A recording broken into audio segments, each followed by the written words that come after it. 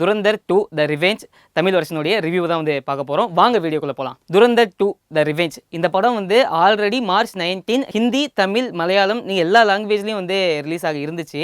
ஆனால் அன்ஃபார்ச்சுனேட்லி என்ன ப்ராப்ளம்னு தெரியல, நிறைய தேட்டருக்கு தமிழ் அப்புறம் மற்ற லாங்குவேஜ் வெர்ஷன்லாம் வந்து கிடைக்கல.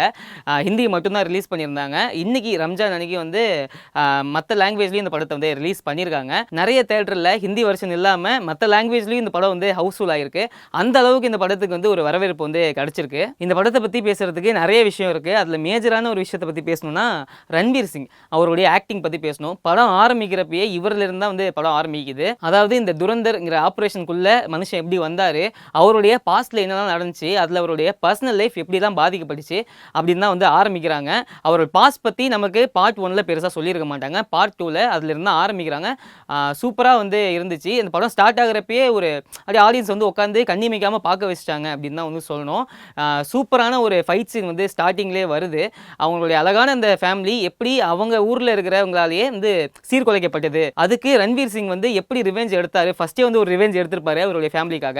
அதுக்கப்புறமா ஒரு சில பல காரணங்களால் அவர் இந்த துரந்தர்ங்கிற ஆப்ரேஷனுக்குள்ளே வந்துருவார். ரன்வீர் சிங் வந்து ஆக்ஷன் ஆகட்டும், அப்புறம் எமோஷனல் காட்சிகள் ஆகட்டும், காமெடி சீன்ஸ் அவர் கிடையாது. இந்த ரெண்டு ஏரியாலையுமே வந்து பயங்கரமாக விளையாண்டுருக்காரு. முக்கியமாக அவருடைய ஃபிசிக், அவர் பாஸ்டில் ஒரு ஃபிசிக் வந்து வச்சிருப்பாரு. அது வந்து சூப்பராக இருக்கும். ரொம்ப ஒல்லியாக ஒரு டிஷர்ட் ஒன்று போட்டு, அப்போ வந்து அவர் மிலிட்ரி ட்ரைனிங்கில் இருந்த மாதிரி காமிச்சிருப்பாங்க. அதுக்கு ரொம்பவே ஆப்டாக அந்த ஷேவ்ட் லுக்கில் நல்லா இருந்தார்.